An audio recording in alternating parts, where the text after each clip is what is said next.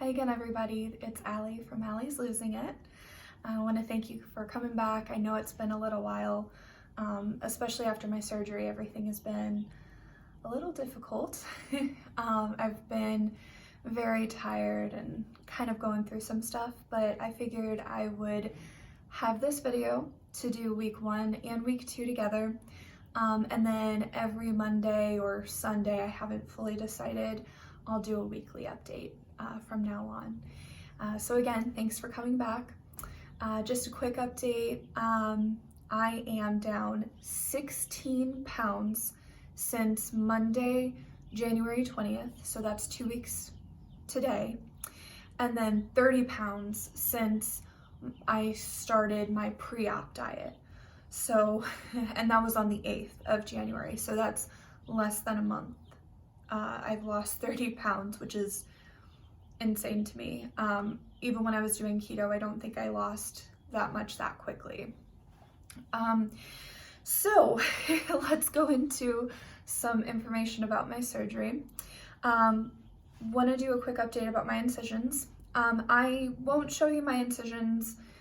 If you all are interested, I can post a picture maybe on my Instagram, but I know that's probably a lot to look at. So let me know if you are interested. If not, no worries, I don't blame you.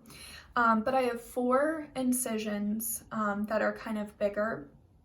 I have one near, let's see, my right side, more towards the side. One on the left, more towards the side, but it's a little bit lower. And then one on each side of my belly button. The weird one, that was the biggest one, was on the right side of my belly button. And what it did was it did like this weird indent. I think it's finally going back to normal, but I guess because of everything that they did, and that was like the biggest one that they put like all the tools and stuff in, it just created this weird indent. So yeah, it was really kind of funny looking, but it was odd. I also had 3 dots that were also, I guess, incisions. I don't know what the dots were for. I really don't know. I should probably ask just to be more informed, but they were like right underneath my rib cage. So just like at the start of my stomach area. But yeah, so that's all the incisions that I have. So they're healing up nicely. I believe the 3 dots, they all have had the surgical glue fall off already. The other incisions, because they're bigger and they're, I mean, not dots, it's starting to flake off, so it's a little bit weird. But they all look good. Nothing's wrong so far, so fingers crossed. Want to stay very good. I've been washing them very diligently. So I'm gonna go over the surgery. This video might be a little bit longer, so bear with me. I do, again, apologize for how late it is. So I'm gonna try to remember everything as much as possible. For my surgery day, the week 1 of healing, and then even week 2, so last week, which was after my 1-week follow-up with the nurse practitioner at the doctor's office. So to get started, the morning of, which was Monday, January 20th, I got there pretty early. My mom and stepmom took me, so I'm super grateful for them. They got me there pretty early. We signed in like right away. Then they did a pregnancy test on me, which I think they do for all women of a certain age.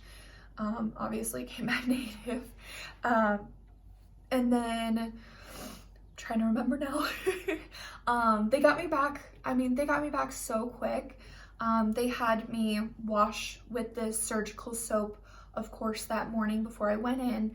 And then they gave me like 2 extra like wipes that were like super, oh my gosh, it smelled like kind of like bleach. It was definitely strong.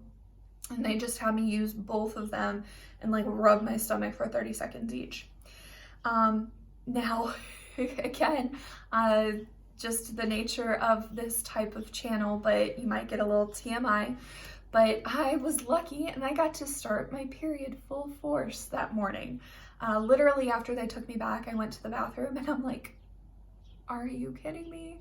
I've had a lot of problems with my period the last like year or so. I've been trying to stop it because my doctor said that it would be fine. The traditional way of just taking your birth control over and over again didn't work for me. And then I switched to the Depo-Vero shot. The first time that I took it, the second month after I took it, it was a month-long period. So that was just so much fun. And now I'm on my second round of it. And again, it was the second month and it's just full force. So I've been dealing with that for like 2 weeks now. So great. They didn't seem concerned. I told the nurses and they're like, oh, we deal with it all the time. So, I mean, they're rock stars. I'm so appreciative. So after I was all prepared, my mom and my stepmom came in. I saw the anesthesiologist. I saw like several nurses. I saw my surgeon. I saw so many people like coming in, talking to me about like what to expect and the procedure and everything. And even talking to my mom and stepmom. But it was almost 2 hours after my scheduled time that they finally got me back. I know that surgeries can go longer than expected or something can happen. So I was kind of, okay with that. Like I kind of expected it. But at the same time, I think it made my nerves go a little bit more. I did have a weird fear of feeling the surgery. I just had never experienced like really deep anesthesia before. And I was worried that I would feel it or wake up or just something during the surgery. I wasn't worried about the pain after. I was worried about the pain during. And of course, like one of the girls that took me back, she was awesome. And she's like, oh no, we got you. You're going to be knocked out, which of course, but my own fears, I don't know. So, finally, when they were rolling me back, they gave me this relaxant. They're like, oh, you're going to be feeling really good real soon. And like before I was even out the door, I'm like, oh, you're right. This is good stuff. So I said goodbye to my mom and stepmom. They rolled me back. I briefly remember the surgical room. I think I kind of rolled over onto the surgery table, but that's about all that I really remember, which I guess is good, because I woke up very fuzzy and I woke up in the recovery room. There was this nurse kind of going everywhere. I think she was kind of busy with everybody. And I remember her asking me about my pain, but I'm just like, what? Like, I was still very out of it. I barely even remember them wheeling me back to my room. And when I finally got to my room, they stopped the bed outside and they're like, can you walk? And I'm like, yeah, I'm fine. And so I remember I did get up and I walked to my bed and I got in my bed. But just thinking about how out of it I was, I'm surprised I even did that. From the moment I got into the bed, there were nurses everywhere. They were strapping me up to the leg compressors. And there were just people in and out so quick. I mean, there was nurses already giving me medications, shots. I don't even remember everything. I mean, again, I was so out of it. My mom finally got there like just a few minutes later after I got in, and I just was like it was some of the strongest stuff. Like I kept falling asleep and I felt bad because I'm like, there were so many people coming in. I think there were doctors and nurses, and I think a pharmacist came in at one point. I know a chaplain came in at one point because I asked my mom, I'm like, was there a hippie chaplain that came in? Because he had like this long blonde hair and these like glasses and everything. And I was cracking up. Like, I'm cracking up thinking about it now, but like he was talking to me and I was literally like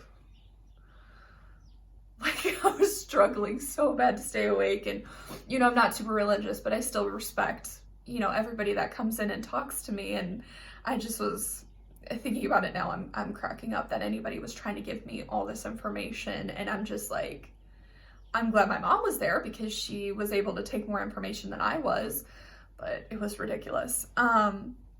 So in the hospital room, I was hooked up to these leg compressions that kind of like, I guess, circulate the blood to prevent any blood clots. I want a pair of those for my bed because I actually loved them. They felt really good. It felt like a massage. I mean, they were a little noisy, but yeah, it was weird. But if I was up and walking, I could take them off. And I got up walking pretty quick. I remember that was like one thing I was determined to do. The pain wasn't too bad. Of course, they kept me on some pretty good pain medicine, like at first. And of course, I was still so out of it. My mom helped me during my first couple of walks. My very first walk, I was practically falling asleep, and of course, everything was still painful. So we got down, I think, half of the hallway.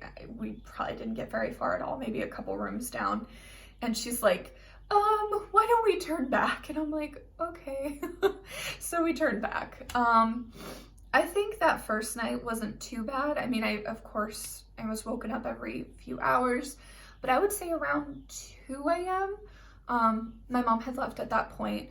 Around 2 a.m., I was able to walk a full circle around the nurse's station, and there was like a small hallway that made the circle in that area that they had me in. And I did that by myself. You know, I used my little IV stand and everything. So I was pretty happy with that, you know. The rest of the night, I mean, I feel like it was pretty good. I really expected, because I was doing everything that they wanted me to do with walking, liquid intake, and again, TMI, but I was able to use the bathroom a little bit. I expected to go home that first day after. But when my mom got there, we found out that, well, later we found out that they wanted me to stay a second night. They kept pushing it off. I think I was around like 5 p.m. I was like, okay, where's the doctor? He said he was going to come back and clear me and we're good to go. I expected to go home that night. I mean, everything I've been doing, and all the nurses were like, oh, you're doing so good and all that, which, I mean, is awesome. So basically we're waiting for the doctor to come out, and one of the nurses that worked for my surgeon, she was like, oh, well, he's still in surgery. She told me that like at around, I want to say like around 5, but she said that he had gone in around 2. So I'm like, how long is the surgery going? Like, I hope everybody's okay. But it was getting ridiculous. So I think around 9, so like several hours later, my mom and I were like, I'm not getting out tonight. Finally, the nurse said again, oh, he finally contacted. He said that your liquid intake isn't quite where it needs to be, so he wants you to stay another night and focus on that. Which really confused me because I was getting in about 8 little cups, like I think they're like 1 ounce cups, an hour, and they wanted me to shoot 4 to 6 an hour. So I was doing almost double. So I was like, well, what do you want me to do? Because now one nurse did come in like halfway during this shift change, so she only got like 3 of my cups at that time. So I think that she recorded it and he only may have looked at that. But at the same time, I'm like, he should have seen like the rest of the day I was doing really good on that. So I don't know. I'm sure he was tired after surgery, but I was also tired of being there, and it was another night in the hospital, and I was definitely ready to go home at that point. So at that point I was like, okay, Mom, you know, you can go home. I'm obviously staying here another night. So that night was completely restless. There was somebody that was super loud that was coming in. The nurses were coming in, of course, every 2 hours. I had trouble sleeping because you can only sleep like one way for that night. And I was not having it. It was rough. They did come in and take blood again. They took blood the first night and they took blood the second night, like in the middle of the night. What a great way to wake up. Yeah, and so that morning, they told me, oh, we're just waiting for the nurse. The nurse comes in around 8 to maybe 9. Yeah, maybe 8. And she's like, oh, everything looks good. Like, you're doing great. Like, your blood came back much better. And I found out that it wasn't the liquid that kept me. The first night that they took the blood, my hemoglobin was low. And I guess they did not tell me that, so whatever. But the hemoglobin level was much better after the second night. So I was like, okay, well, great, good to know that that was the final decision. I mean, they all have their reasons for stuff, but I was just like, don't keep us waiting here, just let me know so I can prepare myself, you know? So she's like, okay, like, all that we need now is I guess the medical doctor. It wasn't my surgeon, but like the medical doctor for that area had to come in and clear me. They said, oh, he'll be in around 11. So I'm like, really? Really? They said the nurse would clear me. So I was getting really annoyed at that point. Yeah, and then they also gave me another medication on top of the other medications that I had gotten the day before. So I also had to wait for clearance for that medication, which was also a mess at the pharmacy because they added on another one at the last minute. I don't know why they didn't include it the first time because it was a medication that I would have obviously needed anyway. So I don't know. So finally got the clear, was able to go. There was this guy that came in with a wheelchair. I'm sure he was like an assistant or something. And they're like, okay, we want you to wheel her down to the pharmacy. And so she can get her medication and then she's gonna go home. So I was like, okay. So my mom and him, you know, roll me out to the pharmacy area. Well, halfway down to the pharmacy, which was a long stretch, my mom went off to go get the car so that she could go pick me up after he wheeled me out to the front of the building. Well, he was not gentle. Like the other people that were wheeling me down were very gentle on like all the bumps and stuff. He did not give a care. He basically got me to the pharmacy, like barely in the door, and he's like, do you need me to wait for you? And I was like, I guess not. He basically dumped me in the pharmacy and I'm like struggling to stand, like, oh, you know, like not doing great. And there was one person already at the pharmacy, like desk, paying for something. And there was this woman, an older woman that was in the chairs. Obviously I could tell that she was next in line. She just didn't want to stand, which is fine. But I was going to the side to kind of like move out of people's way. And I'm struggling because it's a lot. Like, I don't have anything to hold me up. I'm just kind of in there now and I'm all by myself. And it's my first time like really standing on my own like that. And the woman looks at me and she's like, just to let you know, I'm next in line. And I'm like, okay, like I knew that. And she's like, I just don't want to stand. I'm like, okay. Like I knew that she was next anyway, but she just was, I'm just cracking up because I'm like, you literally saw this guy like dump me into the pharmacy with a wheelchair and you see me like holding my stomach. I don't know, just, I've experienced some weird things in that pharmacy. So I finally got my stuff, paid for it, and I had to walk outside. My mom had to circle like 3 times because I was moving so slow. And she was like, where's your guy with the wheelchair? And I'm like, he dumped me in the pharmacy. So yeah, that was fun. the ride home was, it was painful. I mean, it was rough because it feels like your insides are kind of moving, if that makes sense. And there's like pressure against like your stomach wall, and I don't know. It's weird. It's not what I thought it would be. But it wasn't as bad as I thought it would be. So that was good at least. Excuse me if I'm looking down. I actually made notes for this one. Surprise, surprise. So when I was at home, my mom stayed with me for about a week. So she was with me until the Tuesday after my surgery, so that she could take me to my 1 week follow-up appointment.